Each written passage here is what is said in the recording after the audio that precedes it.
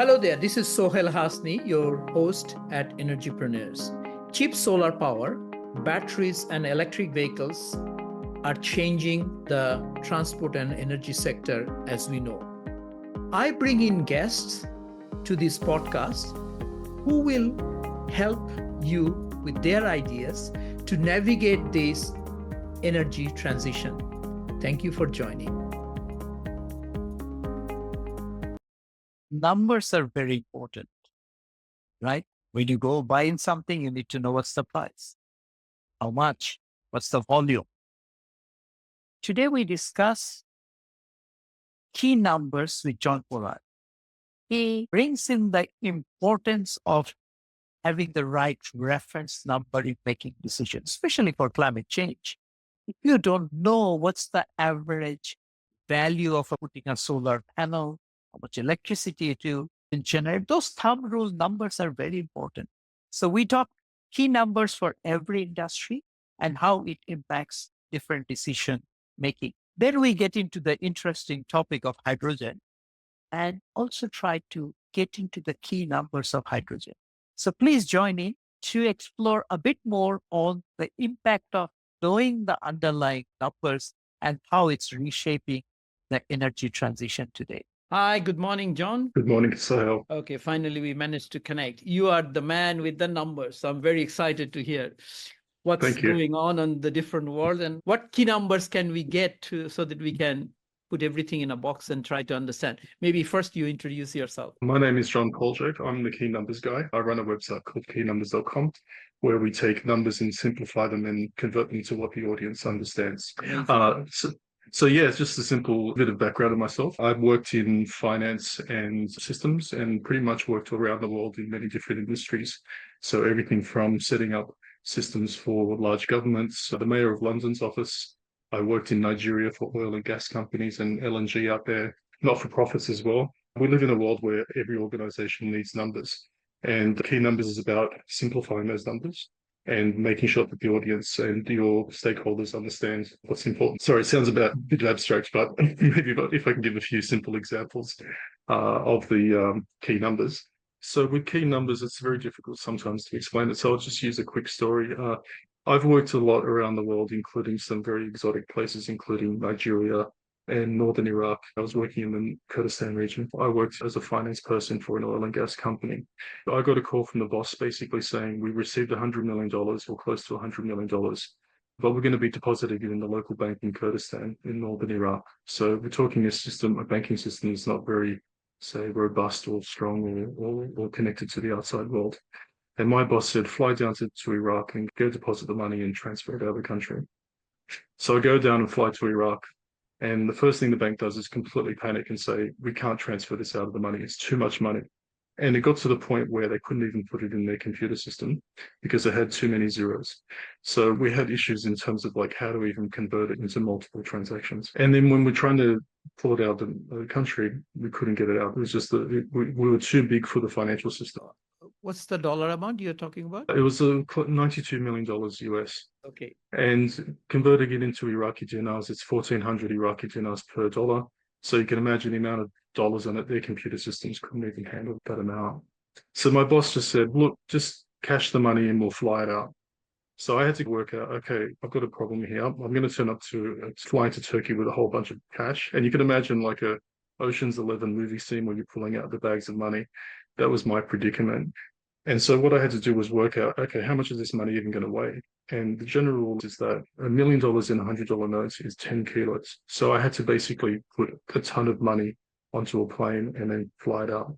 Of course, when I told my boss this and said, look, it's a ton of money, he was just like, okay, that's not quite practical. And we couldn't even put it into a car. So these are the things that what we need to do is convert.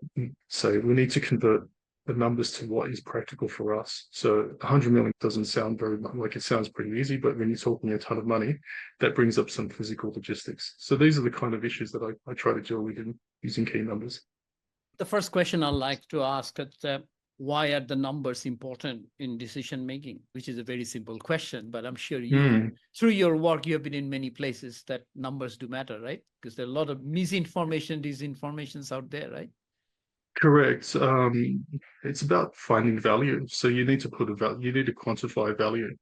And you'll have lots of different stakeholders who've got different needs. If we look at, say, the energy sector, some people value emissions-free energy. Other people value energy security. How do we put a value on the differences of those things? Is there a premium for going to, say, a product like solar panels or wind farms? Let's say a premium versus hydrogen. For example, solar, you're paying $50 a megawatt hour for electricity, but you only get it when the sun shines. Wind might be between $60 to $80 a megawatt hour, but it's very windy when you need the electricity, for example, in evening peak and the morning peak. But what about at 3 o'clock in the morning or when it's not sunny or not windy? Would you be willing to pay for, say, a battery, or would you be willing to pay a very big premium for something like hydrogen? In those cases, we need to understand what the cost of those products. Yeah, especially now the energy sector is going through huge changes. We did not have a choice to generate electricity of our own as a customer. We do now. People are able to use their own electricity and run their car, which was unthinkable, right? Traditionally Yes. relied on import from the Middle East or wherever. So in this context, people like to be able to benchmark different choices in equivalent terms, right? It's like Yes. what's happening in the health world. There's a common thing called calorie. People say this has that much calorie. People know what are the right choices in terms of food value, calorific value. But similarly, on the energy sector, you just mentioned $50 a megawatt hour. Now, if I am not from the energy sector, is it a good price or a bad price? I have no idea. Exactly. Most of the people actually don't know that they pay 30 cents a kilowatt hour in Australia, which is about $300 a megawatt hour. So that's why numbers are very important, right? You can put into the context, right? Exactly. Big. And this is where you need to just have simple rules of thumb for what the costs are. So you mentioned, for example, 30 cents a kilowatt hour.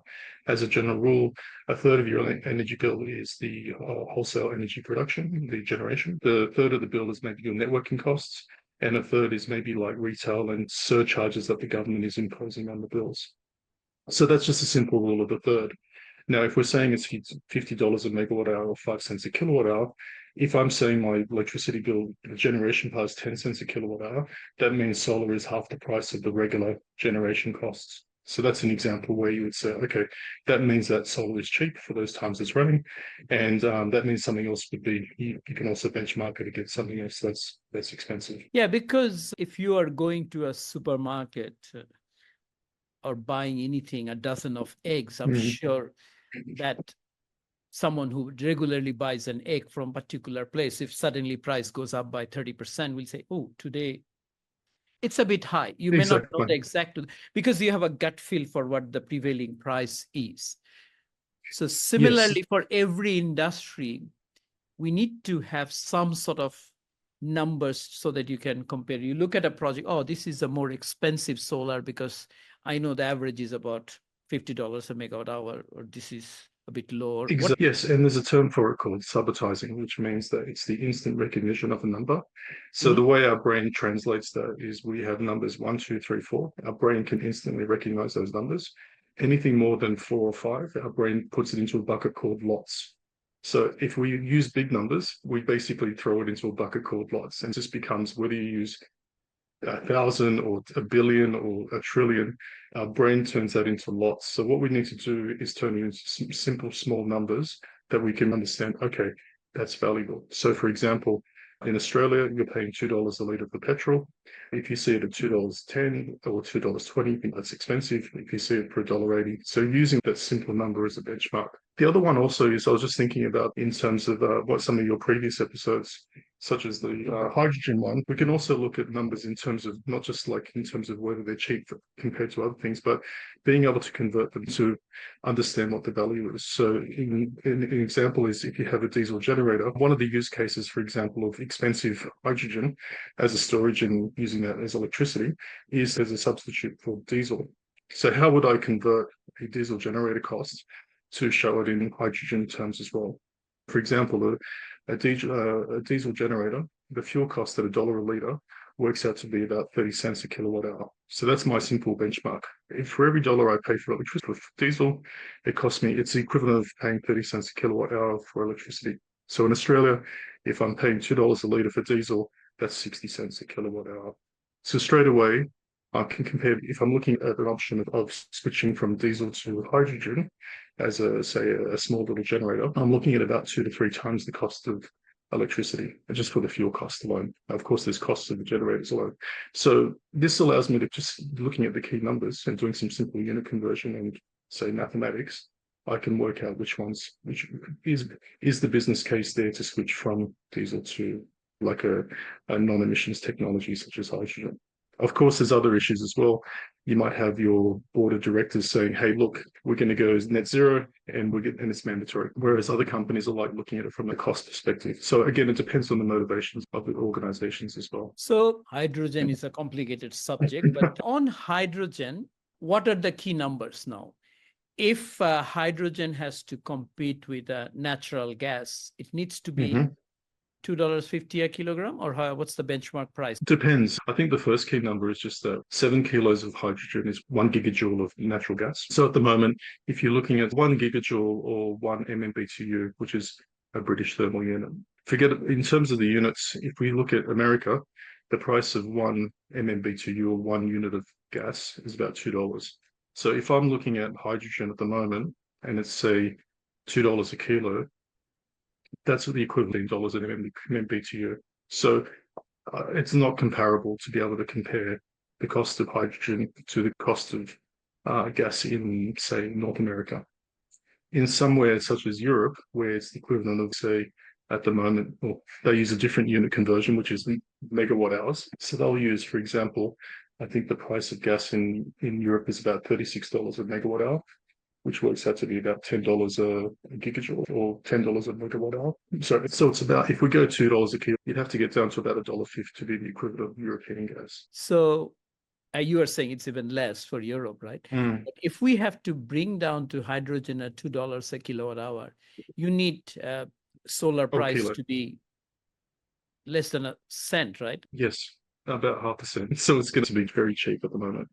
So if you need a half a cent a kilowatt hour solar, which is 1/10 of what the average solar price is now, solar has to go down by 90%, to make hydrogen not even compatible, but close to diesel equivalent. Now people want to use that hydrogen to generate electricity. So which means the hydrogen that you use by producing half a cent a kilowatt hour will become a 30 cents a kilowatt hour by the time you generate electricity back, right? Yes, and this is the big issue with hydrogen. If you're effectively turning electricity into a molecule, and when you convert that molecule and effectively burn it, 2/3 of that gets sent out as waste heat. You need to be a lot cheaper in order to take into account the inefficiency of the product. It's very difficult for hydrogen at the moment to do that. In the future, who knows? But it's very difficult. And it's relying on, and the problem also is that when you become so cheap, when you need a feedstock that is so cheap, such as electricity, then why not just put the electricity in batteries, say compressed air storage or some other sort of form of storage? So and you're competing against other inefficient technologies that may not be as inefficient as hydrogen. Yeah, it's like a hydrogen, the storage thing, it does not work because hydrogen is not coming for free. Because if it's a kilowatt hour, why you want to convert to hydrogen and get the kilowatt hour back doesn't make sense. Exactly. So that's the problem with hydrogen at the moment, is that you're losing a lot in inefficiencies. And the second part of the equation is that you have to build a lot of equipment to actually do that in the first place. And you need to pay back your vendors for all of that equipment. So you're talking like $1 billion project. You need to produce $1 billion worth of hydrogen just to pay back the construction companies. On top of that, your investors are looking to get a return on investment. So these projects take quite a long time to pay back their money. So it's just all of this adds up to become a very expensive solution. Okay, I think let's move on from hydrogen. All the hydrogen fans will get very upset, although they don't want to talk about numbers. They want to talk about a big picture where it doesn't make sense or it gets all muddy. Now, What other key numbers you like to take away, say in batteries or in energy efficiency? Just in terms of batteries, just the round trip efficiency. You're only losing 20% on a round trip efficiency. So every 100 kilowatt hours of electricity you're putting in, you can store it and get 80 kilowatt hours to come out the other side. Yeah, I Yeah. think two other simple numbers that I find that people often don't think about is what is the typical average consumption per house, which to my mind is about 15 kilowatt hour in Australia. Yes. Somewhere in Asia, maybe even in 1 or 2 kilowatt hour, but Australian average is 15 unless you have a huge swimming pool and heated swimming pool during winter. Is that what you agree about average 15 kilowatt hour? Yeah, that's about right. So it's like your typical household. One of the things that, let's say in the future, you might have like a vehicle to grid or vehicle to home. So if you've got a car and it's got a 45 kilowatt hour battery, that's 3 days worth of electricity you've got in your car.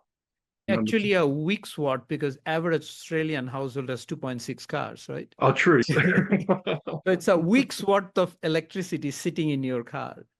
Yes, definitely. That's a lot of electricity. So I interviewed someone the other day saying, just think about if every household, which is 30% of customers in Australia, have 1 week's worth of electricity sitting in Yes. their car, and they are generating every day because the rooftop solar is growing and growing.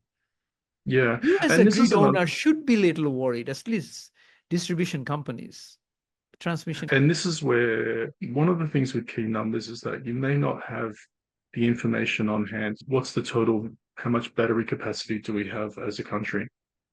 But you can say, okay, 2.7 cars or 2.6 cars. Let's say it's 2 cars per household. Let's say there's 10 million households in the country. The country has electric cars in a few years' time. You can estimate what the battery size is. So there's a lot of the times with key numbers, it's about doing a back of the envelope calculation to get to the answer that you need, as opposed to just trying to search for an exact number. You could be searching a long time, whereas what you're trying to do is say, okay, what's the number of cars per household? How many households are there? And what percentage of them will have electric cars in the next few years? Those numbers are fairly easy to come across. If you do the maths on that, you get a sense of like what the size of the battery is, or what the size of the total addressable market. Other key number which I find very interesting is people do not appreciate that it takes about 15, maximum maybe 20 kilowatt hour if you have a big car to do 100 kilometers. And typical households on a typical day, 100 kilometer is a bit stress. In Australia, it's okay, but in other places, definitely not.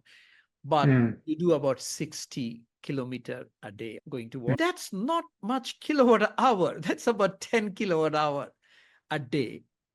Exactly. So, We hardly and do. if people have 10 kilowatt in a typical Australian home, single household, single occupancy, you generate that 10 kilowatt hour every hour when it's sunny. Yes. So you can easily see that a lot of the times people are like, oh, there's going to be a problem with the grid, or there's going to be a problem with how is Australia going to survive with all these electric cars? And you see just with simple maths that there is solutions for them. You could almost have a very decentralized model where everyone just plugs into their rooftops and away they go. I got intrigued, but somebody once mentioned saying, but we have to prepare for a day if the sun goes out for weeks. I said, then the world stops. If a meteorite hits and the sun stops, the last thing you worry about that I don't have electricity or hot water at home. This is maybe my biased opinion, but I remember the good old days when you only worked 8 hours a day and no one bugged you at nighttime or weekends because there was no mobile phones or no email or no Teams talks or anything, especially for people working globally where you have someone in America or in Europe and you're working on different time zones. So I would love to have demand response ring or the local electricity company ring me up and say, look, we'll pay you not to work. Here's your charge per hour just to switch the lights off and switch the internet off. Unfortunately, I don't think it's going to happen. Western Australia recently introduced that you have to pay for selling electricity to the grid because the grid doesn't want to take anymore. They have too much. That's going to happen everywhere. Electricity, in my view, will be free, meaning zero marginal cost. and it will show up. You cannot charge for kilowatt hour anymore. So, Mm. and with more Just and more batteries, load curve will be flat. just one thing on the electricity prices, and so like solar and electricity and EVs. One of the things that, like, when we're comparing, let's say, an electric car to a petrol car, like one is done in cents per kilowatt hour. So in Australia, you mentioned 30 cents a kilowatt hour, but we pay for petrol in $2 a litre. So a lot of the time, just something simple, like, for example, 30 cents a kilowatt hour, if you were to convert that to an equivalent, what would that be if I went to the petrol station and paid for electricity to charge my car? It's the equivalent of paying 60 cents a litre. These are the little things that if I'm paying $2 a litre now, and let's say I'm filling up for $100 at the local petrol pump, that means that basically when I'm paying 60 cents a litre, that's the equivalent of paying $35 when I fill up my car. So I'm saving myself $75 every time I fill up. So those are the kind of things in terms of key numbers, being able to convert, like, how do I compare cents per kilowatt hour to dollars per litre? Now, of course, that brings up the other issue is that, okay, I'm making my savings on my petrol to compare to electric, but is the price premium of paying extra for an electric car worth it? Because a simple rule, let's say I'm doing 10,000 kilometers a year on my driving, my petrol car efficiency is 10 kilometers per litre. So that means I'm using 1,000 litres per year. So most people wouldn't think in terms of how many litres per year are you using of petrol. If I'm paying $2 a litre, I'm paying $2,000 a litre. Over 5 years, $10,000. Okay, what's the premium that I'm paying on my electric car? Is it $10,000? Is it $15,000? Is it $20,000? If it's $10,000, it's a no-brainer. I should be going and switching to an electric car tomorrow. And that's paying retail price for electricity. If I've got a solar panel on my roof, what's my level, effectively, what's my average cost of electricity from my solar panel? It might be 10 cents or it might be 5 cents. So those are the kind of questions of, like, how do I do those simple kitchen table economics to the answer that I want? I like the kitchen table economics title. That's good. Because the other calculation I like to play with when people talk about, oh, how efficient electric cars and all of those. I said, simple. And you correct me if I'm wrong. Each liter of petrol is about 9 kilowatt hour, right? So I said, if you take 100 kilometer takes 90 kilowatt hour when we use our ICE cars. But when you put into electric car, you need 15 kilowatt hours. So it's a very straight efficiency issue. You run a cooling system to cool it down because it's straight. You're putting in a lot more kilowatt hour in a gasoline car because at the end of the day, these are all energy you put in, right? Yeah. So where people are looking at the value in terms of the dollar value, we should be able to do the key numbers on that. But also for people looking at the emissions as well, or efficiency. So those are the things where you would say, okay, I won't do the exact maths, but there's also the issue of if you're getting electricity from your rooftop, it's basically, it has a carbon intensity of 0 or close to 0. Whereas if it's coming from the grid, you need to factor in, okay, how far does it take me to get to 100 kilometers? And that amount of electricity, what was the grid intensity of the electricity at that point in time? Those are the kind of things that it's just simple maths to be able to calculate those numbers. Yes, and oil travels a long way to reach to your car, right? I just realized, so this is another thing as well from a barrel, like we always think in terms of a barrel. So at the moment, if I was to go to look at the price of Texas crude or Brent, it's maybe about $70 a barrel or $80 a barrel. So 1 barrel of oil contains 1.7 megawatt hours of primary energy. So that if I was to get my electricity at, say, $40 a megawatt hour, that's the equivalent of paying, so I'm just doing the maths now. Yeah, something like that. Yeah, $68 a barrel. And that's primary energy. If you're losing 80% of your efficiency, so what we mean by that is we're taking crude oil, converting it into gasoline, and then we're burning it. 80% of that goes off as waste heat. 20% is actually pushing the car forward. So if we're looking at it from an efficiency point of view, getting your solar at $40 a megawatt hour, it's about that $85 a barrel needs to come down to $14 a barrel to compete with solar. So you could easily see a situation where, from an oil industry point of view, as electric cars become more and more prevalent and more competitive in terms of cost, the price of crude oil might need to come down to $20 a barrel in order to compete with electric cars. So then the question is, which countries can produce No, crude no, no. oil? So $70 a barrel, that gives you 1.7 megawatt hour Yes, of primary energy. of primary energy. Yes. And then on that basis, it becomes how many dollars a kilowatt hour? Or So that's megawatt hour? about 70 divided by 70. 1.7. So it's about $40 a megawatt hour, right? Yeah, so it's become $42 a megawatt hour, right? Yes. Then you lose 80% of that as waste heat if you're converting it into pushing the car forward. So that would be the equivalent of, well, it's the useful energy is effectively $200 a megawatt hour. It will be just a four Yeah, times because only a four quarter of times. that Yeah, you can use. yeah. So only a quarter of that. So effectively, solar would be like 5 times as more cost effective. In Yeah. which So case, if you're on a price parity basis, the price of crude oil would need to come down to $20 a barrel in order to compete with solar. yeah, so let me get it right. So $70 a barrel right now, which sort of Yes. translates to about 4.2 cents a kilowatt hour equivalent. Mhm. Now, when Yes. you put into a car, of course, you need 4 times more because of inefficiency. So it becomes almost like 16 cents a kilowatt hour. But Correct. solar, of course, it would be much cheaper. But even if you take the average price, about say 4 cents a kilowatt hour, which you can use all of it into the car. So electricity coming from, or the energy coming from this route to be equivalent to solar, it need to be 4 times more competitive. That means the barrel of oil has to come down from $70 to one-fourth of it, which is just below $20. Correct. So this brings up some interesting challenges because people are like thinking, okay, electric cars will come into it. But if you're an oil economy, at the moment, when you see price of crude oil at $70 a barrel, that's not costing $70 a barrel to produce. Saudi produces crude oil at $3 to $5 a barrel. The rest of it is profit or taxes back to the government. And you're getting a lot of these kind of companies, like I worked in West Africa and Middle East. And those economies are heavily reliant on tax revenue from oil and gas.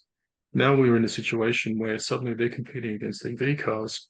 And then how are they going to basically replace their oil and tax revenue with something else? And that's going to be the challenge. I think we've gone from solar on the roofs to geopolitics very quickly. I mean, that's why I think all the range anxiety remains an anxiety, because if you're a oil company, you will try to slow down the adoption EV as much as you can, right? Even in the Correct. Australian government, Treasury gets so much money from the fuel and excise tax. If everybody goes Exactly. electric, what will happen to that tax, right? And this was an interesting case in Victoria because now we're going to charge EV owners a cost per kilometre because at the moment EV cars avoid the excise. If you're an EV owner, you're not paying tax in the government, and the government will find an alternative way. And this is the part where I think what you'll see in the future is that the governments will try to reclaim that tax revenue by putting something on electricity or a kilometre charge per car. I think it worked out to be about $300-400 a year for Victoria. And then I think you'll see this is a big challenge for, say, alternative fuels such as electric, which appear to be cheaper than they are because they're not as taxed as much as oil and gas. And hydrogen will have the same issue as well. Yeah, I think Amory B. Loving of Rocky Mountain Institute, I had a Mm. chat with Amory sometime back when he was visiting ADB. So he had an idea of fee-bait. He called it fee-bait. He said, you impose now on the ICE cars and take that money and give us an incentive to the electric car. But slowly as the base comes down, this goes out and somehow it adjusts overall. He said, you need to have a mechanism. Of course, someone has to pay for the roads that getting built, right? Because Exactly. And that's the hard part. We've had a good run with oil and gas where it's been historically a very cheap commodity. And governments have said it's easy to tax and people will still use it. So with other products, that'll be the question for the government. What key numbers will they use to calculate the taxes for future generations? what other key numbers you have for a large project if people want to, say, put a solar up? how many hectares do you need for a megawatt? Oh. Do you have any takeaway key numbers? I had one for hydrogen cars in terms of the amount of solar farms that you would need. One of the problems I think on Europe is that you'd almost have to cover a country the size of Spain to provide the electricity for, say, a hydrogen economy. It's just phenomenal the amount of space that's required. Australia's definitely in pole position for offering those kind of options for it's got the space. It's got relatively cheap resources in terms of sunny and wind, but I don't have anything specific for, say, the land use requirements. One of the things that I had was that I created key numbers. If you go to keynumbers.com, I do have a database of all these kind of key numbers, and it's just something easy to kind of search up and all that. But yeah, I think we need to sit down and, as we were discussing offline earlier, get half a dozen key numbers and hammer it on people's head. The one I like the most saying, what is the wattage of your television? Because I like that, because we'll talk about energy efficiency. Everyone knows 100-watt light bulb because it's been there for a long time. But of course, with LED, that has become 5-watt. But what's the television? What's the thing? I think people need to just appreciate that how much kilowatt hour do I actually consume? I don't think that appreciation is still not there. No, and that's difficult because, as you mentioned, that like the average house does 15 kilowatt hours of electricity per day. But if I look at that 15 kilowatt hours of electricity, even at say 30 cents a kilowatt hour, it's the cost of a cup of coffee. It's like our electricity costs are ridiculously cheap. We get that bill once every quarter and we rage against the utility companies. Like, how dare they charge me like $1,000 or $500 a quarter? But we maybe pay that amount of money on a daily coffee before our commute to work. So it's one of those things to put into perspective in terms of what's the cost of a cup of coffee versus your electricity cost. And you'll find that it's actually not a big issue. Yeah, I think that's a very sensitive area. I used to be a pricing manager of Essential Services Commission. I said the price is cheap because somehow electricity has an entitlement issue globally. I worked in about 16 different countries. People will not like to pay more. But the fun thing is, if you put that 15 kilowatt hour for electricity, people like to pay more than $1 globally. Australia prices are high, 6-7 cents. People start getting mad if more than 10 cents. But if you put that 15 kilowatt in a car and carry 5 passengers for 100 kilometers, they will pay $100 for it. That's the bit I'm intrigued. The value of electricity at home is really low. But when you turn into transport and travel, the value is enormous.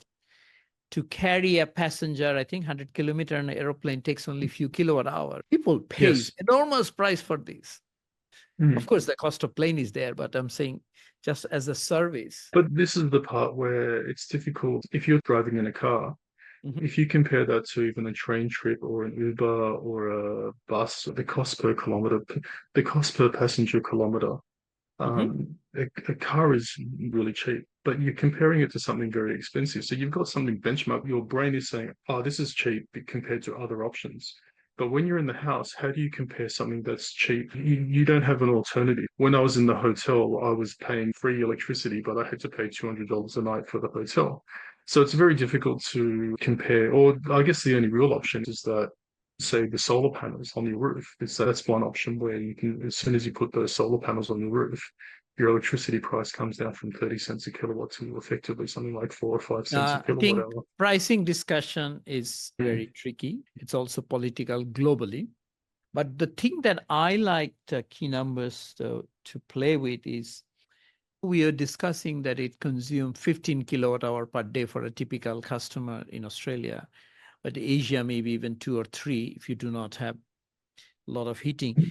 Right now, 2 or 3 kilowatt hour in a battery will be maybe size of a fat briefcase. People still remember what those things are. And then what happens if it shrinks a bit more, energy intensity or density goes out a bit more. I think it's about 400 watt per kilogram now, right? Something like that. I'm not sure. I think 400 or 450. But if it crosses 1,000, I think someone was promising us, just imagine to be able to carry your entire day's electricity in a briefcase, then you can go to work, put that into a charger, trade with people, because then you are carrying the entire days. And then one day, if you are able to carry the entire week's electricity, who needs the electricity grid? That's the bit intrigues me. If you have a capsule equivalent that can carry, say, 100 kilowatt hour, if it was possible. That brings up an interesting question, because a lot of people talk about distributed energy and decentralized models where people have got their own, effectively, the extreme is going off grid, where you cut yourself from the poles and wires and you work off, say, your own rooftop solar and things. I think they did it for a different reason, but like when I lived in Africa, there was a lot of decentralized energy there because purely the network didn't work. So it's the kind of questions, as you said, putting electricity in a briefcase. How expensive is that briefcase? Some people will be able to afford a much more fancier briefcase. They'll be able to handle those situations with the once every 5 years where there's no electricity. Whereas other people might go, okay, I have to slow down my electricity use. You can have a briefcase with a trolley right now because it's heavy. Right now, I've seen cheapest at the cell level battery price is $50 a kilowatt hour. So this 15 kilowatt hour will cost you $750. If you can go to your school or a community area where you charge, and someone can easily run it as a lease to own scheme, right? You just lease the trolley, you bring one, connect. It's like an old milk bottle. Take Yes. another one. It's going to be an interesting world in the next 20 years. What has happened in the last 5 is extraordinary in terms of internet and voice over IP. No, I know these are not comparable technologies. I think, yeah, especially with you're seeing how quickly it is to innovate new products and scale up products much more quicker as well. So yeah, definitely we could see a lot of, say, storage technologies coming onto market in the near future. Yeah. Yesterday I was talking to a young person, I think late 20s. She was looking, oh, you use chat. I said, what happens? She said, oh, and I use, it's interesting. I said, what sort of use? She said, I'm a coder. So I write a long code and send it to AI saying optimize. And then it optimizes. And he said, that's what I use every day. I said, wow, when we were doing programming many years ago with Fortran and others, we're sitting there debugging. And that's, I think I lost most of my hair. Because debugging is extraordinary hard work, but they're saying AI doing all of it. It's amazing. Definitely. With AI, it's a completely different paradigm, if I could put it that way. The big question is, do you need the programmer at all? Because a lot of the times the programmer's talking to, say, a user to develop a program. I can come into ChatGPT and say, please write up a web page to do this. And it'll create the page for me, or create like some sort of script. You need some system level thinking. You need system designer. Whether you need the script or not, that's a different issue, right? It's like you need to system level thinking. Of course, AI will do maybe even more in future. But yeah, that's a completely different topic, but it is fun. But the other question also is that maybe it'd be nice to know the key numbers on this, is that, as you mentioned, like as energy becomes ubiquitous and cheap, and it becomes almost like getting not infinite energy, but energy can be used quite a lot. But how much energy do we need to actually run our lives versus how much energy do we need to argue about who gets what? If I was to say, what's the minimum energy I need to get through my day? I need energy to run my house, for producing food, to travel to work back and forth. But after that, all the extra energy is used for, say, resource allocate. For an accounting term, you'd be looking at the resource allocation point. How much do I advertise to get more business? How much everyone else is advertising? We can go on and on with all this extra energy. Yes, but I think it's not a comparison, but from an outcome perspective, it's the same. When I first moved to Australia, late 80s, used to call back home was Telstra. Initially it was $3.60 and then it was $2.60 per minute. And those days you could buy a 2-bedroom apartment in Brunswick for $65,000. So it's a $2.60 a minute was a lot of money, right? Because average engineer salary was $25,000. From those days, because that was a very precious resource, right? That I actually approached Telstra at one stage, can I bulk buy call minute? And share among friends, families, and do it because you have an off-peak minute and blah, blah, blah. And from there now, you are in Sydney, I'm in Manila, I may be sitting on a plane, or it could be anywhere. This communication happens for free. Gigabytes worth. Nobody is talking about call minutes anymore, the whole world. So Exactly. energy-wise, when it becomes free, initially it will be shocking, but there will be tons and tons of different services that will develop because essential input electricity is zero marginal cost. Correct. And this is the part where we have to go from a world where we used energy to meet our basic needs first and then our luxury items. Then suddenly, where it's becoming completely free, we meet our needs, we meet our luxury items, and then we just go into excess mode where we just do things because we can. Yeah, what you do now, avocados in Australia was a very sophisticated, expensive thing 30 years back, right? Then government invested. Now Australia has so much avocados. Now they started avocado toast, avocado this, avocado that, right? Any resource that becomes cheap, you find many more uses that was not viable before, right? Yeah, we end up with the Jevons paradox, which is you make something more efficient and you end up using more of it, and then you still end up with the same amount of emissions or that sort of thing. And this is where, coming back to key numbers, the world's going to get more and more complicated. The more and more kind of people will come up with more and more exotic things, and you just need to know how to measure them or how to comprehend the impact of these things. But a lot of the times we just, like, people write these big reports or do this fancy analysis, whereas sometimes what we just need is some simple numbers to understand those issues. Yeah, energy is an essential input to anything. Transport is an essential cost, and transport is basically cost of fuel. Everything else is fixed cost, right? Amazing things will happen when electricity is free. We don't have to count numbers anymore. I'll be happy to retire when electricity is free. We're almost there. Western Australia, the guy who cannot sell back to the grid, who's being charged, will pay you fully to fill up your car for free, no? And might actually pay you, right? That's what some of the battery storage companies doing. Wholesale electricity price is negative. They're filling it up. It's not zero, it's a minus price. Exactly. People look at the high prices. Like, you have companies such as like Amber Electric in Australia, which you can play the wholesale price. So when the price goes to, say, $5 a kilowatt hour for half an hour, you're paying that price. And when it goes down to minus $1 a kilowatt hour, you receive that money. And with the change from stable fossil fuel electricity grids, where it's the same amount of electricity being pumped out pretty much day and night, to suddenly you've got lots of high peaks and low lows, you may see that we have to change our habits. And just specifically, maybe like where we charge the electric car, the car becomes like a stock market. We'll be buying and selling through the car. But I think if the electricity becomes cheap, the car charging will be invisible, like the Wi-Fi. If you have induction charging, you will be charging when you are driving, you'll be charging when your car is parked. It becomes invisible. You don't have to think. I think that's the world we are headed towards, right? Now, still, when you come home, you maybe once a week, you just put into charger, but it could, why can't it be invisible? But I guess the crux of the issue is that economists talk in terms of a price. Like you increase the price to get people to do less, and you decrease the price to do. So maybe for the car, you set up a little rule that says only charge when it's really cheap and don't charge when it's expensive.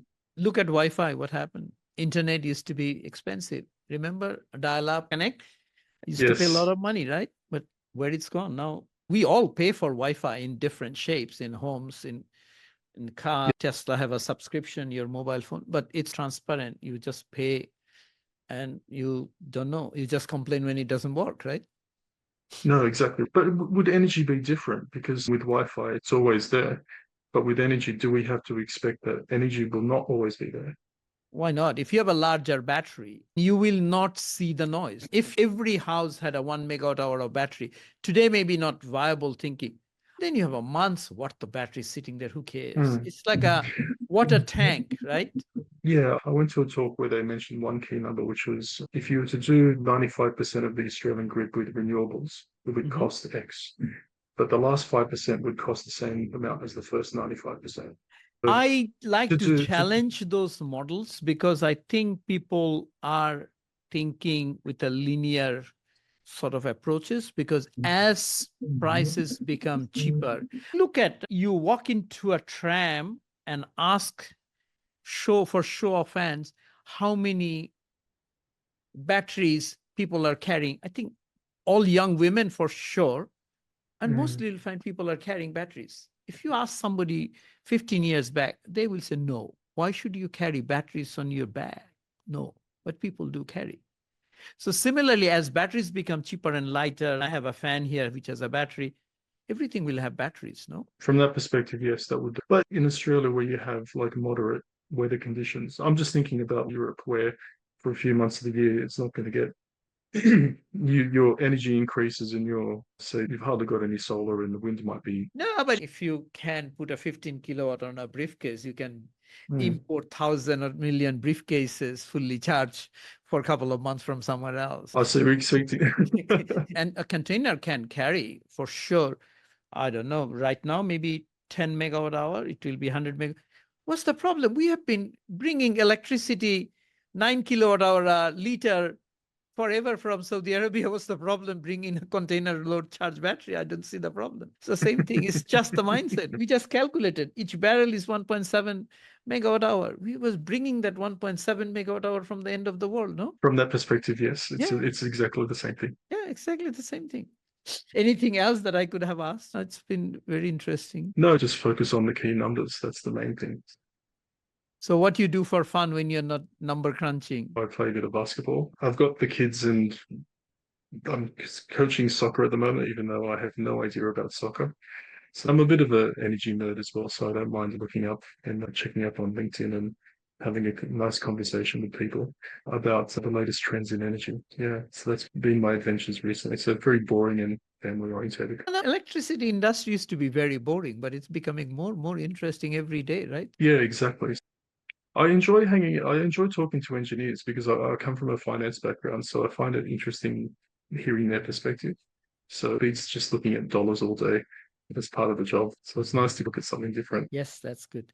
Thank you so much. Where can people find you? The website's keynumbers.com, or alternatively, if you look for John Poljak or Key Numbers on LinkedIn, you'll find me. I like to put simple questions out there to the audience. And I've got a great audience of engineers and finance people who follow my work and contribute their key numbers to my key numbers. So that's the best place to find me. Thank you so much. We hope you enjoyed this episode of Energypreneurs. To continue listening to this conversation, please visit us at Energypreneurs. Thank you. See you next time.